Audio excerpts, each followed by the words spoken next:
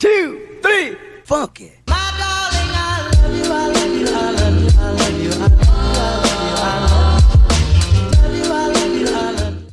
What's up, Charger fans? Tony the Broadcaster here, and I'm going to be going over the Chargers 2022 draft picks, give you an overall grade and an individual grade for each player the Chargers drafted. It's going to be my first Chargers video. I hope you guys like it, and make sure you subscribe and like if you want to see some more. And let's get into this video. First pick, round 1, pick number 17, offensive guard Zion Johnson. Some pros for Zion: two-time team captain with plus intelligence. He's a really smart guy. Had a really hard major. I forgot what that major was, but I know it had to do with something that I know I couldn't do and not a lot of other people could do. But strength travels into brute force. He's a really strong guy, wide frame. He's tall. Like I said, he's really, really strong. Shines as double team blocker with technical savvy. Excellent leverage and lift into initial strike. Some cons for Zion Johnson: he's below average in redirection quickness, occasional issues with twists and blitzes, slow in setting and regrouping hands. That has to do with, being a big guy. You're not as flexible, not as athletic. You can still be athletic, but it's kind of hard for the guys over 300. You have to be really quick. The draft grade I'm going to give Zion Johnson is going to be an A. I really like the pick. It's going to really help the offensive line and protect Justin Herbert on the right side. And hopefully we fill that right tackle spot. A possibility is one of these guys I'm going to be going over. Round 3, pick number 79, safety JT Woods. There's some mixed emotions about JT Woods. I'm not too sure if I'm too confident. I like the pick, definitely, but there was some other guys that we could have took round 3. But let's just go over the pros and cons. Some pros: he was a former track star, has sprinter speed, really fast guy, experience in all safety alignments. That's really nice, especially for depth. Sticky hands, get those interceptions for us, and bounces from route to make a play. He's kind of wild at the safety position. That can be a good and a bad thing. Some cons: he's below average in tackling. He's too much freestyle in coverage and movements. Hurried angles create small margin for tackle error. So like I said, he's a little wild, and it comes with its pros and cons. Overall draft grade I'd give for JT Woods would be a B-. Very athletic guy. Round 4, pick number 123, running back Isaiah Spiller. This is one of my favorite picks this draft. I know if it was up to me, I'd give it an A+, but I know there's some other people that wouldn't technically give him that A+ just yet because he's a rookie, but we'll see how it goes. Some pros: he toggles from patient to urgent when needed, effective reading and processing for interior lane choice. He's really good going through those lanes and finding the gaps. That was something I found really important in Isaiah Spiller's game, especially watching his footage back. Adequate foot quickness helped to slip backfield leakage. Some cons for Isaiah would say he had a better 2020 than 2021, so he kind of regressed, which is sad to say, but he still looked like definitely one of the best running backs in this draft.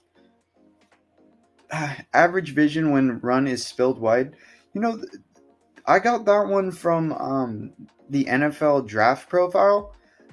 I don't know if I agree with them. He definitely needs some work going wide, but from what I saw in footage, he did pretty well. And then loose with football and targeted for forced fumbles. That's something he can work on. It's something Austin Ekeler also struggles with, but you can only get better at holding the football, definitely. It's more of a, mind thing. Sometimes the running backs, once they fumble, they're more likely to fumble again. It's something common, but if you could hold onto that football better, it would be a lot nicer, especially for his game. Overall grade, I would give Isaiah Spiller an A-. Another pick I like. Round 6, pick number 195. Oh, wait, did I skip one? Oh yeah, here, sorry. Round 5, pick number 160. Defensive lineman Otito Ogbonnia. Big boy, definitely a big boy. Pros: huge nose tackle, length and strength to stop the run, possesses good bull rush potential. Cons: single season as full-time starter, plays with heavy feet, trouble maintaining balance on the move. So that's what I noticed when I watched back some footage for Otito. He definitely needs to have a lot more balance when it comes to rushing and stopping the run. He's definitely a really good run stopper. That's what I noticed. He's not as flexible, athletic as most people are. He can definitely be a really good depth piece for us this year. I think Joseph Day definitely has that edge on Otito. I'd say Joseph Day is a better rusher, but Otito is going to be a rookie this season, and he can only progress in his game. But definitely a good depth piece behind Joseph Day. The grade I have for him is overall is a B. Like the pick. Think he can definitely progress in the league and be a really good depth piece for us this year. Okay, round 6. This is the one I was talking about that I really liked. Pick number 195, offensive guard Jamaree Salyer. Pros: taken snaps at all 5 positions on O-line. That is perfect. We definitely need that, especially with all the injuries we had last year and years prior. We need a guy that can fill in at any spot, and Jamaree Salyer can definitely do that. And I do think he has potential to be a full-time starter for the Chargers if he shows off what he can do in training camp and all that good stuff. And he doesn't necessarily have to be a starter this year. Maybe along the in a couple of years or next year, you never know. And he has a very wide frame. He's not the tallest guy, but he's definitely a big boy. Keeps feet on the move as base blocker. High percentage of first contact with his punch. Some cons: athletic rushers find access to his edges. That's something I noticed when I was watching back his film. He can definitely get a good grab on the guy right away, but as soon as they get around him, he's not going to really catch up or anything. Once they're around him, it's over. Stiff lower half prevents lateral block access. Might not have leverage needed as run blocking guard. I do like this pick. I think he can definitely progress in the league. He's only going to get better. So I'm going to give Jamaree Salyer a grade of an A. Great pick. I think we got definitely good value from him in the 6th round. Round 6, pick number 214, cornerback Ja'Sir Taylor. This one I wasn't really too fond of. I understand why we got him, but this guy definitely had a chance of going in as a undrafted free agent. But let's just go over the pros and cons. He's a 2-time team captain. A great foot quickness to drive on throw and good lift to challenge catch point. So he's definitely an athletic guy. Can get up there with the best of them. Some cons: holds when uncomfortable, leading to penalties.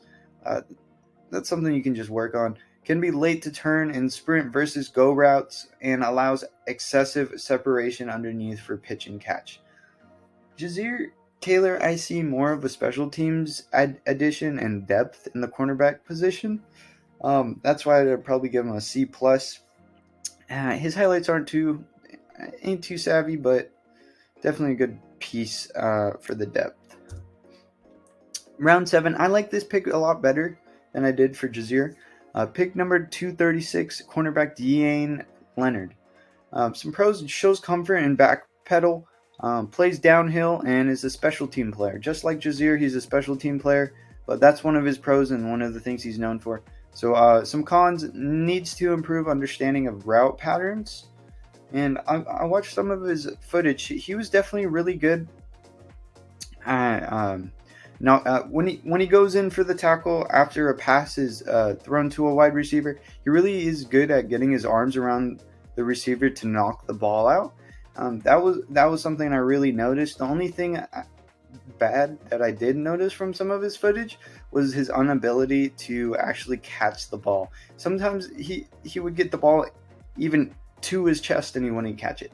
So hopefully his hands get a little stickier, and if he gets his chances to play, he's able to, get his hands on the ball and catch it. Grade overall, I would give a B-. All right, round 7 pick number 260, fullback Zander Horvath. Definitely a good pick. He has great size and strength to improve. He has the size and strength to improve as power back, agile and athletic for his body type, decent downhill burst. Some cons: slows feet into contact, unable to stick and cut without losing speed, and troubling fumble rate. Yet again, another guy that has a little bit of a problem holding on to the football. Always something that they can work on. So Zander Horvath, I think it was a really good pickup because we do need that guy that can get through, basically go 1 yard at the goal line, fourth down, 4th and 1 roll kind of guy. And he can definitely be that guy for us. He's a really strong guy, and he can get us that 1 yard if we need it. We're not going to really use him for anything other than that, and blocking for Austin Eckler and Isaiah Spiller whenever we need him to. So I'm not really concerned about the slows feet into contact or unable to stick and cut without losing speed. That's not really anything I'm worried about. Well, he's basically just going to be that 1 yard guy. Overall grade, I give a B+. It was a good value for our last pick of the draft. And overall, this draft, I would give the Chargers a grade of a B. Not a bad draft, but not bad draft picks at all. We did really well. We got some depth at the positions we needed. Got that offensive lineman on the right side, and some things that I'm kind of surprised we didn't draft was a wide receiver and a linebacker. I'm surprised we didn't draft either one. I would have been happy with a linebacker in the later rounds, round 6, round 5, anything like that. And wide receiver, I'm not too surprised, but I'm a little surprised. It's all right, I guess. We did really get some good depth pieces for defense, and definitely the two offensive linemen we got were pretty good. So I'm not complaining. We had a really good draft, and I can't wait for what this season has to come from our rookies. I really think this group of rookies is really are really, what's the word for it? Have a really good chance of breaking out and surprising some Charger fans and the whole NFL, especially Zion Johnson. I think Zion is going to surprise a lot of people. His game doesn't look too sexy, but that guy can definitely play, and he's an overall really good player. Hopefully he turns into another Rashawn Slater. You never know. It's definitely not his right guard position isn't as important as left tackle, but he can definitely do what he needs to do. And I think Zion Johnson is that guy for us. So another good draft, another good job for Tom Telesco and the guys. So let's hope we can compete with the Raiders, Broncos, and the Chiefs. And I think we do have a really good chance this season. And a really good chance at having a great playoff run. Even Super Bowl. Never know until the season starts. So I hope you guys like this video. Make sure you drop a like and subscribe if you did enjoy. And this is Tony the Broadcaster. Peace out, guys.